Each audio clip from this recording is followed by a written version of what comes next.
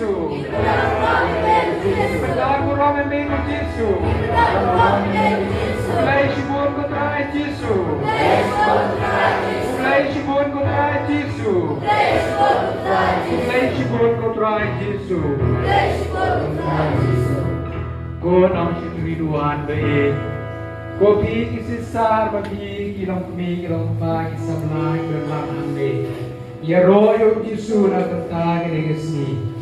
Ya royo Jesu ay kublay Jesu na tentang ini kalak ini kabu. Bukhat ini balong kinong sekri duan.